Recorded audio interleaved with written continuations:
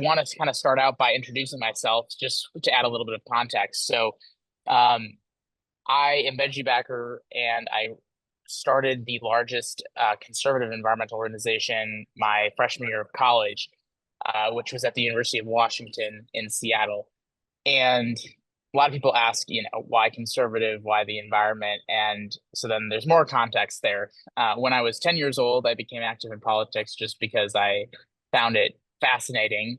It was a different political moment. It was John McCain versus Barack Obama, where both candidates actually respected each other and there was a realistic debate on solutions. And that really inspired me to get active because I wanted to help make a better America and use my own personal uh, time to do that. And my parents were never active in politics. It was just something that I was naturally drawn to.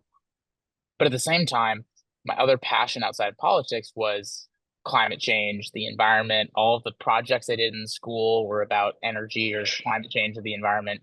And honestly, I was watching another presidential debate, the Hillary Clinton Donald Trump presidential debate, and I didn't feel represented by either side on the subject. There was on one side there was denial of the issue and kind of this like drill baby drill, but the environment doesn't matter mentality. And then on the other side, it was like, oh, we need to have radical solutions to solving the environment, and we need socialism and big government. And of course, as a right of center person, a conservative person, I'm more fearful of government. And so I was like, I didn't really buy into that either. So I started to think about, how did we get to a point where the environment is on one side this way and on the other side this way? And I looked back in history and, I was born in late 1997 and probably like most of the students here, weren't alive during this time. But there was a time, believe it or not, where Republicans and Democrats worked together to solve environmental challenges and actually worked to do it in a way that helped everyone. It wasn't just to serve their own special interests. Richard Nixon, obviously he's known for Watergate, and that's about it, really, in history.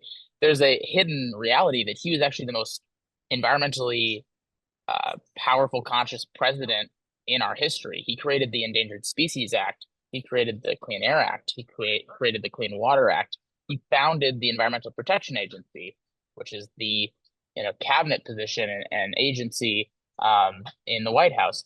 And he also put together billions of dollars for national parks, for clean energy. Was really big on nuclear energy, and I mean the list goes on and on. That's just one example. And what he did wasn't just with Republicans. He passed all those things in a bipartisan manner.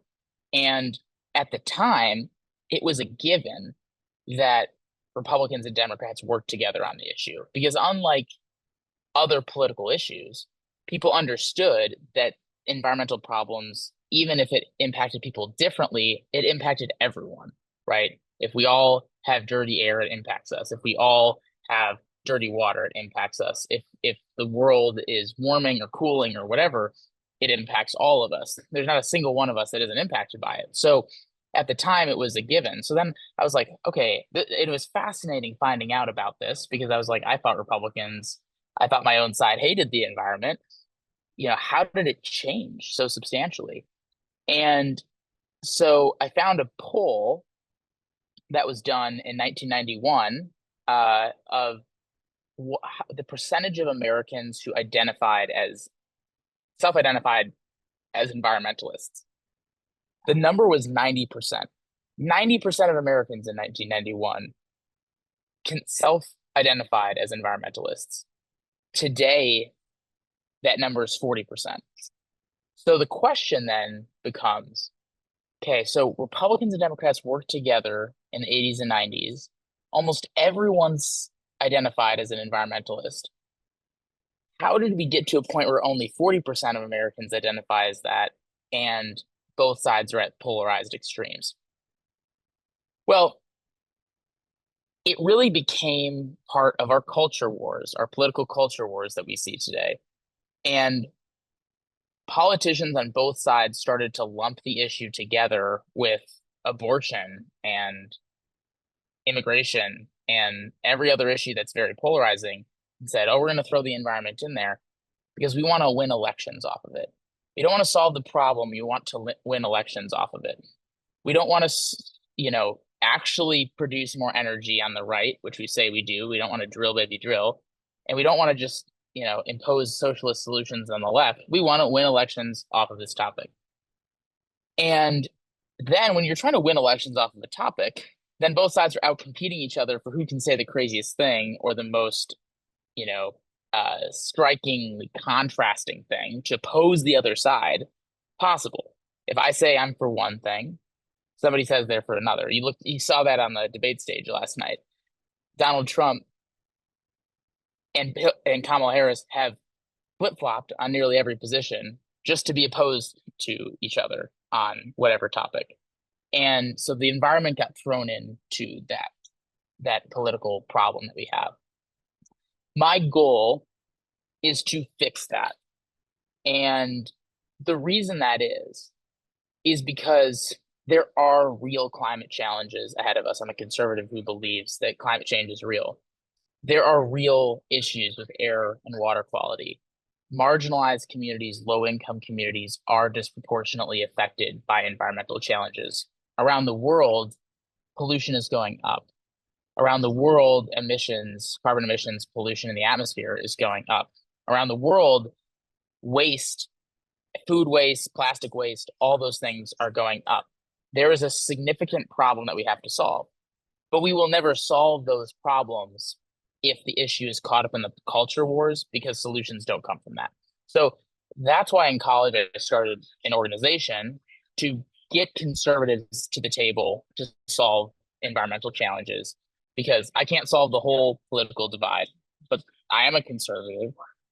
I need my side to be at the table if we're going to solve this challenge. And I don't want it to be conservatives only. It needs to be bipartisan. One of the things that is really unique about the opportunity there is that obviously politically, if you're thinking about how you get solutions done, it makes sense to have conservatives at the table. But there's also a personal component that conservatives have in the environmental dialogue. If you look at an electoral map that's coded red or blue, depending on what areas of the country vote Republican versus Democrat, almost all the conservative areas are the ones surrounded by the environment. Most liberal areas are, urban areas, cities. The conservative areas tend to be more in rural areas and surrounded by forests and nature and those sorts of things. Conservative communities tend to be farmers, ranchers, energy workers, foresters. They tend to be people who survive. Their livelihoods depend on the environment's health. I grew up across the street from a dairy farm in Wisconsin, and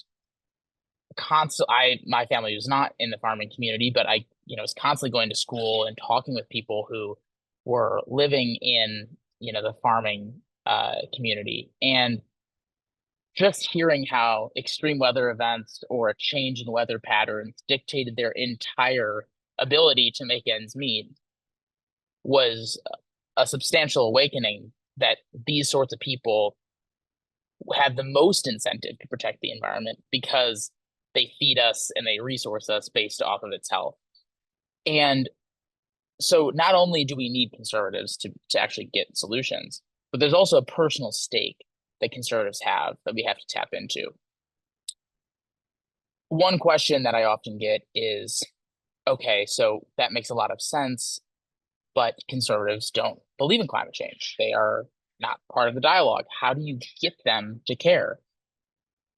I went to Midland, Texas, which, of course, most of you being in the Houston area, it's actually not that close because Texas is just the biggest state possible. But it obviously is not too far. And I went to Midland, Texas, which is the heart of oil and gas country, and probably where most of from my understanding, the people who fund climate denial, the kind of the groups that are the most anti-climate, anti-environment, they tend to be from Midland or the surrounding area. I went there to tour the oil fields as an environmental activist. to understand what they're working on, what they're going through. The first thing that I was told when I went there was that I was the first environmental activist to ever visit that community. At least to the people that I was with, I was the first environmental activist that they knew of who had come to Midland and were trying to learn. And I was with my team at ACC. That was striking to me because I thought wait a second, there are people calling for the end of fossil fuels who say that fossil fuels are the enemy and want to ban them and have never actually talked or visited with the people who are working in those communities. So that was a problem in itself. But the thing I learned while I was there, outside of the fact that that's kind of absurd that no one had actually gone there, was that the people in Midland, who are probably, like I said, the most prominent opponents to environmental action, or amongst the most prominent opponents, they don't not like the environment. They're fearful of the solutions, and understandably so, hurting their livelihoods, taking their livelihoods away.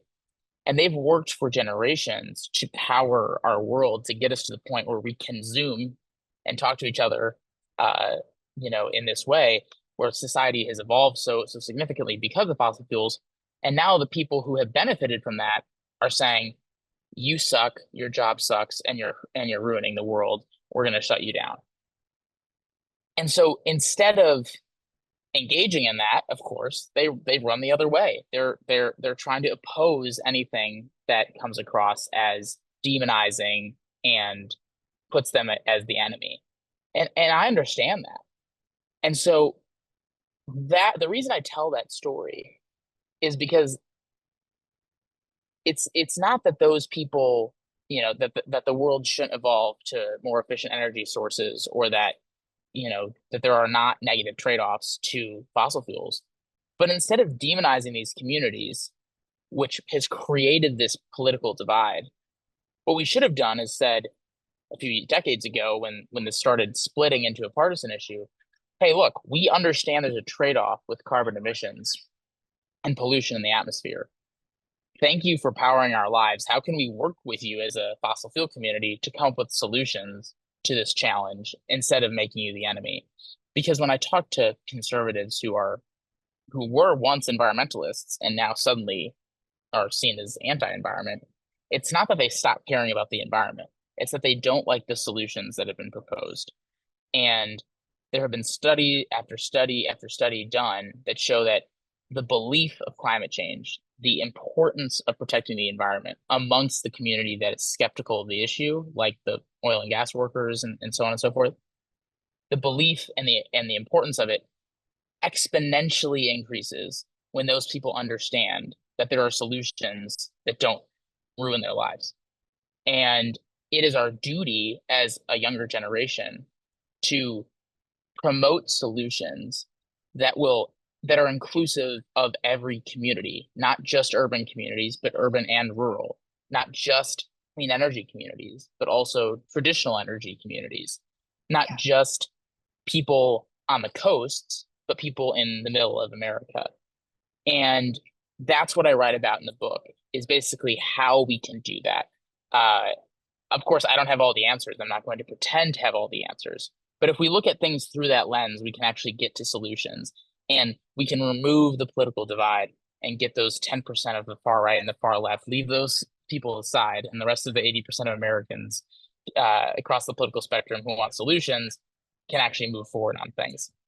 And so that's kind of some background of how we got to where we were, why there's a political divide in the first place, and kind of my background. So I started this organization in 2017. We have 54,000 activists across the country now. We're a grassroots organization that is focused on getting conservatives active on the environment. We have a very large staff. We have a very large presence in DC. And we're really having the goal of making nature and the environment nonpartisan again. And we've already made a lot of progress. In 2019, when Trump was president, overwhelmingly a bipartisan majority of Republicans and senators in the House and Senate,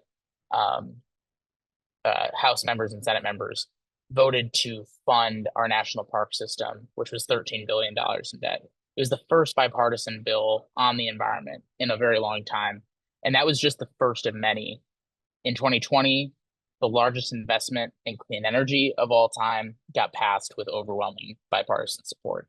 Last year, uh, there was a bill that helped support farmers to reduce carbon emissions on their property. And instead of like penalizing them or demonizing them, it provided an incentive for farmers who were uh, reducing emissions on their property and did not encourage them to like change their entire livelihoods, but basically said if you're more efficient with your crops and your with your property, then we'll provide you an extra uh, few bucks for your back pocket when you are already struggling to make ends meet. We're not going to impose more regulation on you. That also passed with massive bipartisan support.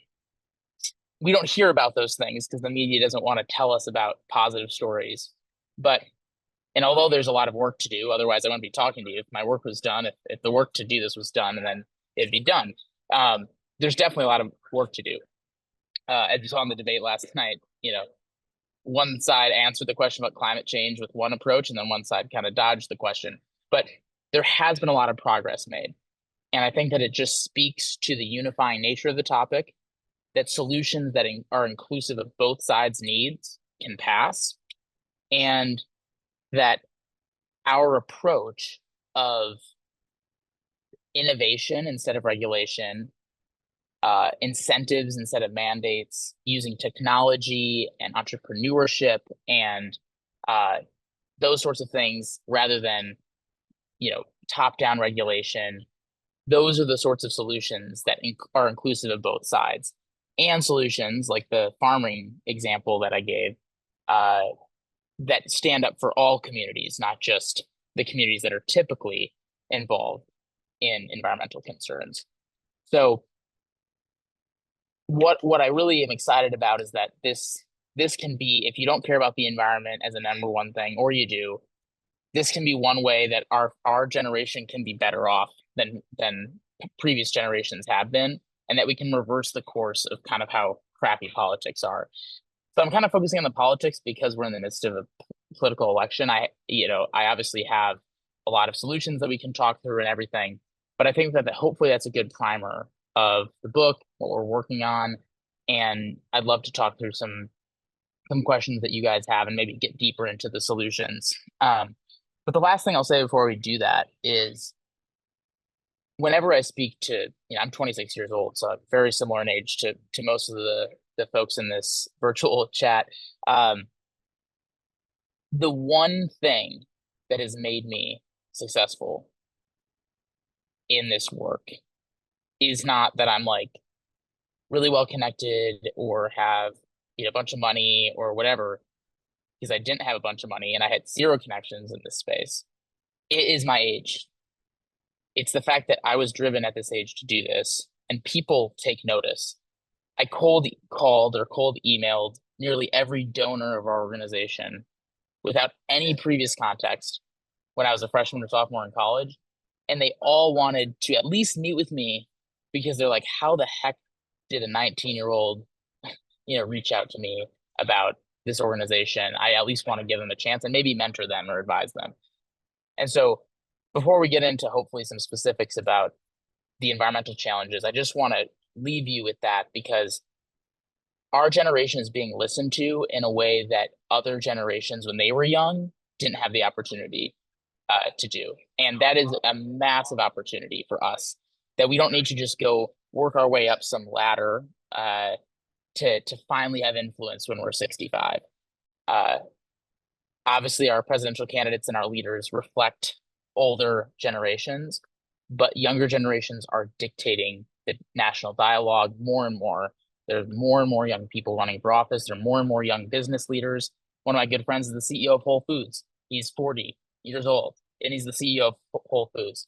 Like, we have a massive opportunity to make a difference as young people, and that's the one thing that I've had, and that's why I love doing things like this. So I'll open it up now if that makes sense, John, and Yeah. and happy to take the conversation whatever direction. Yeah, Heather put the QR code for the book, for the free copy of the book in the chat again. We already have one question, Benji, and this is from a student of mine. And she says, Leanne, do you want to just ask the question, come on camera, or do you want me to read it? I can just read it if you wish, but I think it's yeah. I can also read it.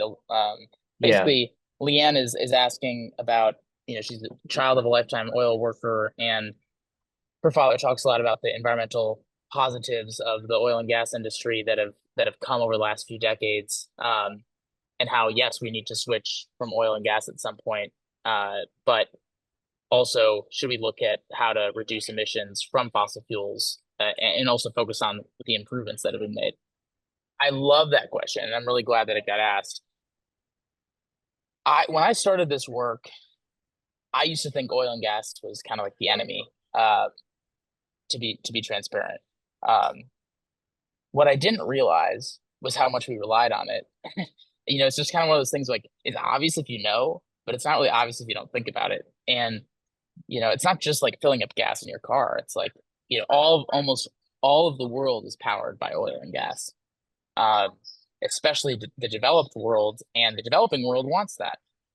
So the question shouldn't be how do we get rid of it? The question is how should we improve it while we're also diversifying our energy sources? We will net like it is a lie that we will be 100% zero carbon. That is impossible, at least at this point in humanity. Like even to mine for the materials that go into a solar panel, China is using a ton of coal power to just mine those materials. And so, yes, a solar panel, once it is on someone's roof, is lower carbon than if they were using natural gas, but it's not zero. And so, my philosophy is that oil and gas is not the enemy, and that we will continue using oil and gas probably until at least my life is done. Hopefully in a very long time, but like I don't see a future, at least anytime soon, where we don't use oil and gas. So it's not how do we shut it down? It's if oil and gas emissions are at 100, how do we get it to 60? If oil and gas emissions are at 60, how do we get it to 30? How do we make improvements that are, not 100 or nothing, but how do we make substantial improvements that still allow us to produce it, but also allow us to protect the environment? The United States has already done that. So, a good example that I use in the book is that natural gas from Russia, so natural gas that's produced in Russia, has 60% more carbon emissions than natural gas here. And there are two reasons for that. One is we have better technology, and two is that we have better environmental standards. We have better technologies and regulations and incentives to have lower carbon intensity on our natural gas. So if you use natural gas to power your stove at home, and it's from the United States versus Russia, you are being cleaner significantly than than if you were getting it from Russia. So the question is not how do we get to zero emissions? How do we get closer and closer to decreasing emissions while also allowing people to keep their stoves, while allowing people to keep their livelihoods, while keeping energy prices low for people? And the oil and gas industry has a really important role to play in that, especially right now. Um, Energy demand is expected to almost double because of data centers and AI and all the different things that we're using for the new technologies. We cannot meet our power needs without natural gas and nuclear. And in fact, there's a lot of discussions, and this is unfortunate because we've shut down nuclear and natural gas so much. There, sorry, there's a lady moving. That people are even considering in the United States reopening coal plants to meet the energy demand. And so anytime that someone says, and coal is at least double, sometimes more carbon intensive than natural gas, anytime that someone is anti-natural gas or anti-nuclear, they're actually making it harder to power our lives in a low carbon way. So it's a great question. So the next question, there's not a name by it. It says, the next question says, what do you think we can do in order to stop climate change from taking place, considering the damage we've done already? Yeah, so that's another great question. We can prevent future damages. So the good news is that we have averted nearly all of the worst case scenarios of climate science already because of the technology and the efficiencies we've made. Um, the problem is that we still have made an impact already. And even if we went to zero tomorrow emissions, which I've already said is nearly impossible, if not impossible, we'd still have to reap the consequences of the damage we've done. Now, the damage we've done is something that we can take action on. So that's what they call climate mitigation versus adaptation. Mitigation is where we're, decreasing emissions and trying to prevent future damages. Adaptation is adapting to what is already happening, and basically modifying our lives. It looks different for every community. If you're in a coastal community, it means more seawalls and, preventative measures for flooding and, uh, you know, basically preventative measures to limit the damage of hurricanes, of sea level rise. You can take preventative measures that are actually fairly cost effective in the scheme of things.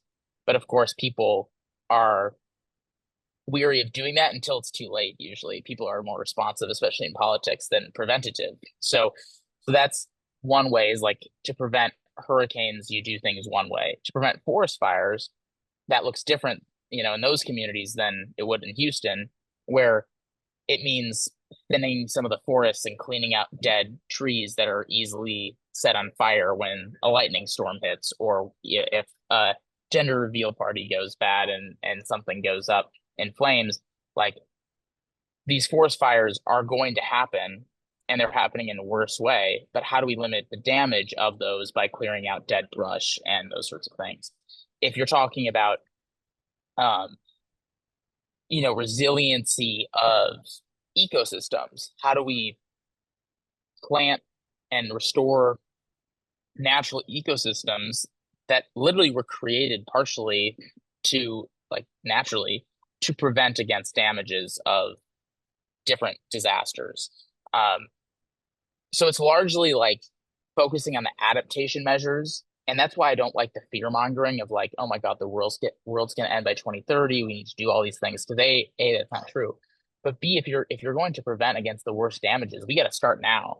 And it's not just mitigation to lower carbon emissions, it's also adaptation that we need to do right now. And people on the climate community will say, well, that's not good enough. Adaptation is a waste of our time because it doesn't actually start solving the problem. It's like, well, forget that the problem exists at all. This is a reality. Like, we are needing to adapt. And so you can say that it doesn't do anything, but for human livelihoods, it is really critical, and for ecosystems. So I'm a huge fan of climate adaptation measures. Christopher wanted to know, Benji, if you've heard of diesel-powered electric motors and their potential for cleaner power, cleaner energy. Yeah, I'm really excited about. So I drive a plug-in hybrid, which is it gets 28 miles on electric, and then the rest is gas. And so when I'm driving around the city, I can almost always charge back up to the full amount and never use gas. But of course, if I'm going on a road trip, I can not worry about charging it and all those things. And I'm a huge fan of diversifying, similar to energy. I don't like looking at electric, and I don't think it's good for us to look at America as, we just need electric vehicles. We need diesel, EVs. We need hydrogen powered vehicles, which is a new technology that's coming, online and uses similar technology to oil and gas. Um, we need hybrids. We need EVs. We need internal combustion engines. Like, similar to energy, the goal of transportation should not be zero emissions. It's how do we provide a low cost option for people to transport themselves to where they need to be as cleanly as possible. And that's how I feel about energy, is how I feel about transportation. And that's the only way to get adoption of technologies, is if it benefits people's lives, but also benefits the environment. And I think that diesel motor EV combos, plug-in hybrids, all the different options that are out there instead of just picking the one EV only thought process.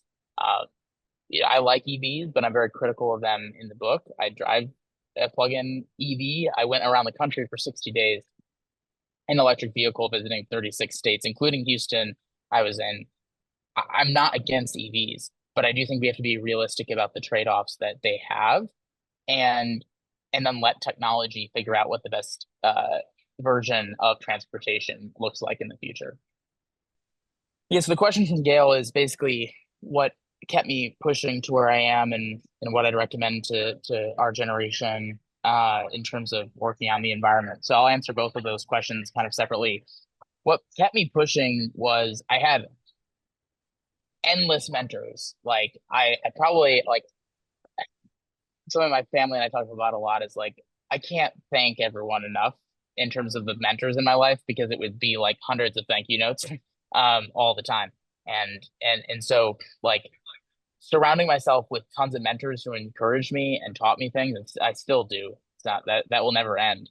Um, and the best business leaders I've found even ask me for advice because everyone, no matter how successful they are, still needs advice. Um, and so those sorts of like conversations that I just had repeatedly, like whenever I was down or feeling like I was stuck or felt like I wasn't making any progress, um, was really was really what kept me going, if I'm being honest. And those mentors, like I got some of the most successful people in American politics and business to give me advice. And people ask me like, how did you do that? Like, why would they say yes to you? Most people when they go to like a billionaire or a successful politician or whatever, if you can figure out how to get to them and whatever, they're looking for something. They're looking for like an ask, right? They're looking for money. They're looking for political influence. They're looking for a job, whatever. If you go to these people with basically just looking for advice, almost no one will say no. Almost everyone will carve out time for you. And then those human relationships with that approach just made the difference in my success and still do today. Because I know that every time I'm stuck, I can go to somebody and I'm going to provide a lot of that, or I'm going to get a lot of value from that, but they're also going to feel good about themselves. People do love giving advice. And so that really helped me keep going. The other thing that helped me keep going was the fact that I am young.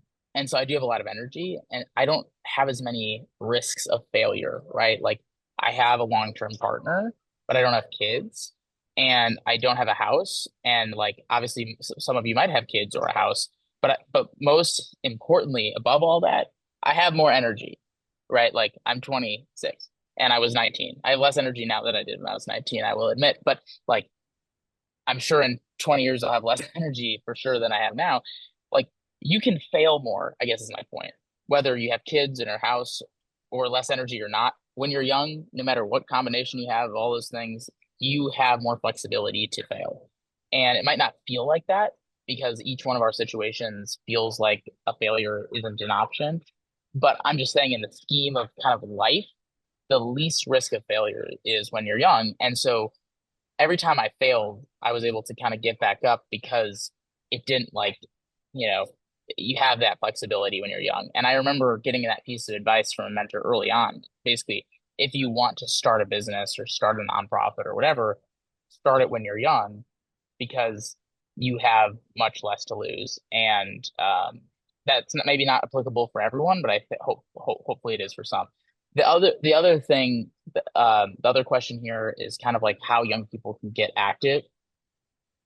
I guess I would ask yourself, like, do I care about politics? Do I care about business? Do I care about local community engagement? Do I care about um, social work? Like, what do I care about? And how do I use like don't if you care about the environment, but you like are super interested in the business world, don't just go join some environmental NGO.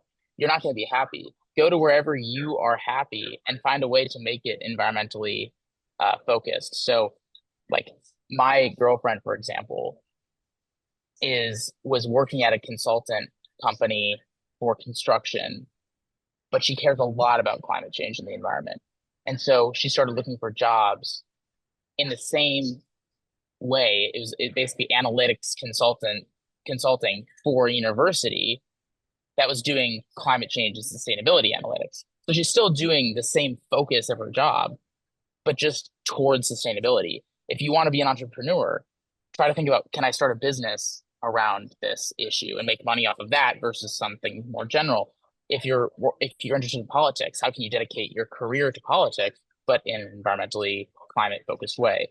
I don't ever tell anybody that there's one way to do it, but it's like, do it in the way that's most authentic to your strengths, the things that you're good at, and then try to make it a climate and environmental twist. Because if you're the person who starts the business that becomes a solution to environmental issues, or you're the person who goes into a political office and helps write a bill for the issues, or you're the person who helps run a local environmental NGO, you're making that difference. And that's how you become active.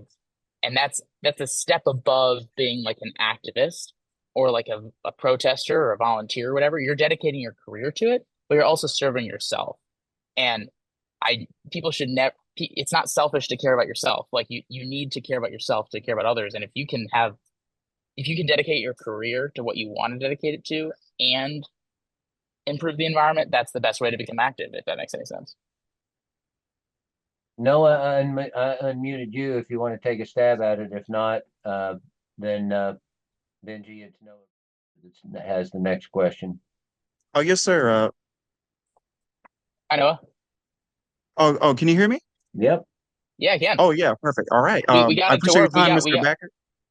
Yeah, of course. You've got the magic touch. You're the one who figured out how to unmute.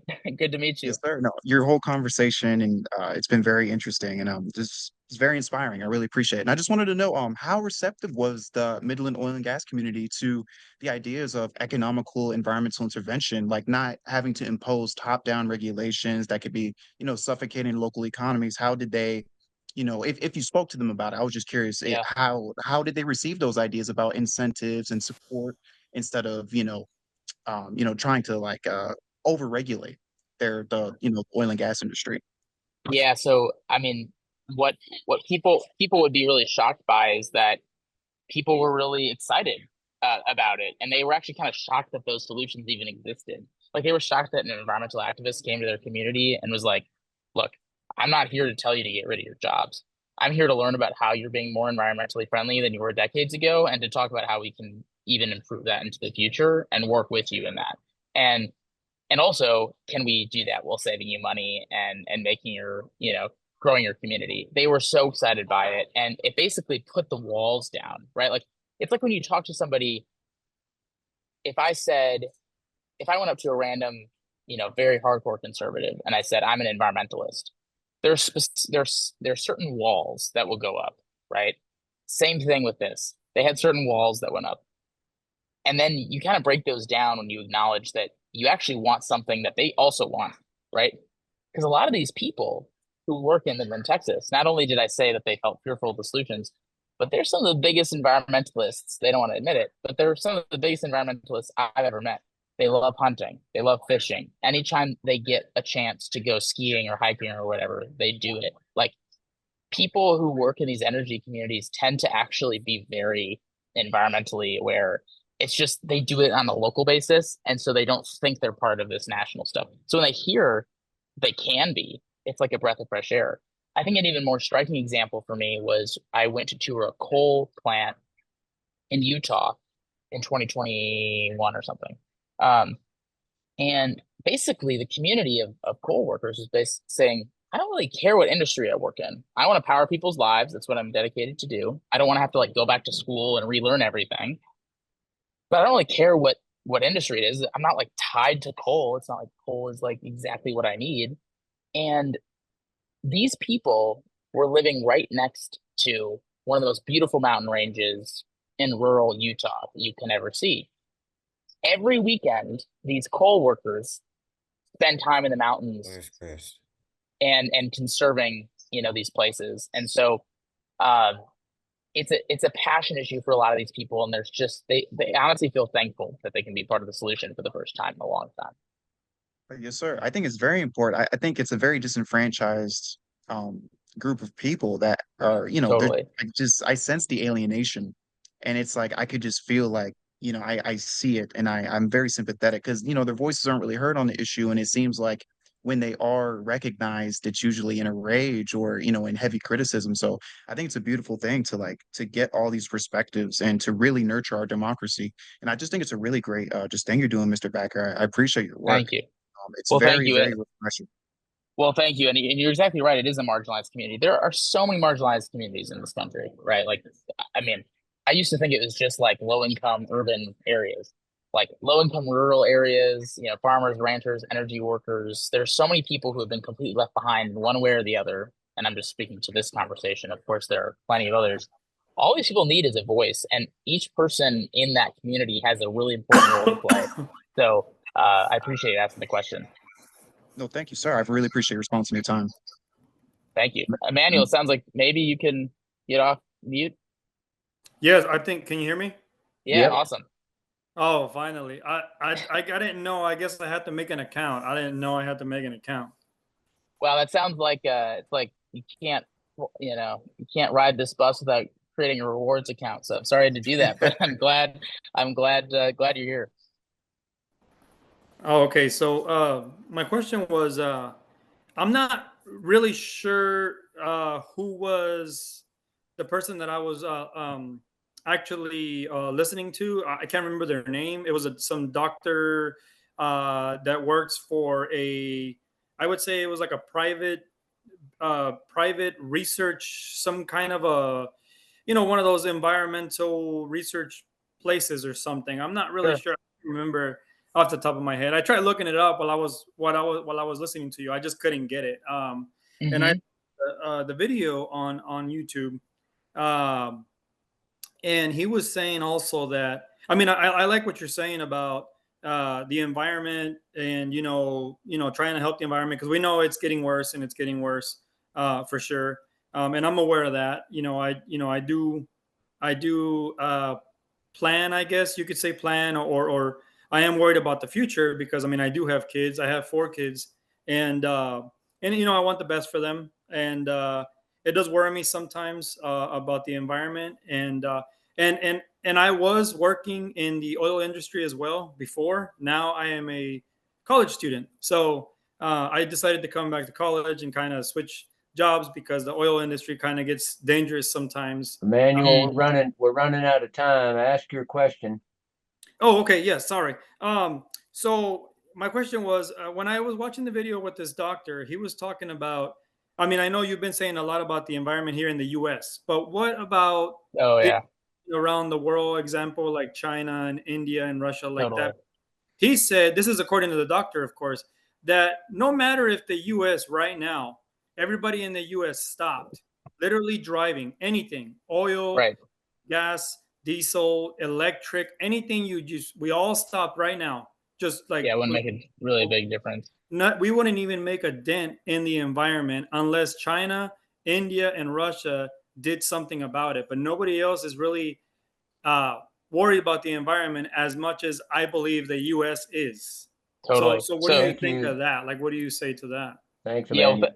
that's a great question, and I was actually asked that at Congress when I testified with Greta, the Swedish activist. I was the kind of I wouldn't say opponent because we both agreed that it's an issue. We just have very different ways of getting to the solutions. But and the answer I gave is how I still feel today, which is that the United States has an obligation to lead as we've done in the past on other issues. And obviously, this is not the same as slavery or something, but like if you use that same argument to, well, we can't stop doing slavery here because slavery overseas would still happen. Like it's obviously a totally different issue, but the mindset I think is somewhat like what we do matters and how we lead matters, and how we lead is responded to by other countries. So that's what I'll say about that. But it is a true reality that our emissions, so carbon emissions in the United States are actually going down. You'd think they're going up based on all the rhetoric and the narrative and stuff.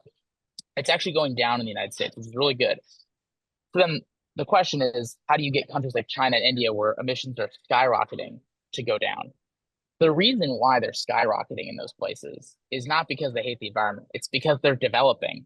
It's because they're finding ways to make ends meet that have trade-offs environmentally. The only way that we get them to act and be a part of the solution is if we can show them that if you're a developing country, that being green actually saves you money, that being pro-environment actually grows your economy. And until we show them that it's helpful on the human level, not just the environmental level, but the human level to be pro-environment, they will never do it. That's the role that America can play by showing that we can decrease the cost of energy with these new technologies, that we can make people's lives more efficient and easier to live, and that we can grow prosperity so that countries like India and China, which understandably want to grow their prosperity, can do it too in an environmentally conscious way. I do see hope in that because paired with fossil fuels, clean energy is decreasing substantially in price. Paired with internal combustion engines, EVs are going down in price. Like technology is lowering the price and lowering the barrier of entry for countries and people who don't have as much to give as maybe America does. And that's the role that entrepreneurship plays, innovation. And until it crosses that chasm where it's pro-environment and also good for people's livelihoods, they won't do it. But I think we are getting closer to that. They don't have the resources to invest in those next generation solutions like we do. So let's do that without putting our people at risk and show them that it's possible. So, Everywhere. all right, this Well, is let me great. just before everyone breaks off, I really appreciate the concept of these conversations that you guys are having, and I'm really honored that I could be a part of it. And please stay in touch if there's anything I can do to help. We have an ACC chapter in Austin, Houston, and a bunch of Texas areas. So check us out at acc.eco. My email is benji@benjibacker.com if you're interested in reaching out at any point. But really appreciative of the questions, the attendance, and the willingness to discuss, and hopefully I can continue to be helpful going forward. Thanks, Thank everyone. you, Benji. We're very Thanks, grateful John. for your Thanks, time, Heather. and yeah, thanks everybody. This is the first of what we hope is a lot of good talks. Thanks, everyone. Bye bye.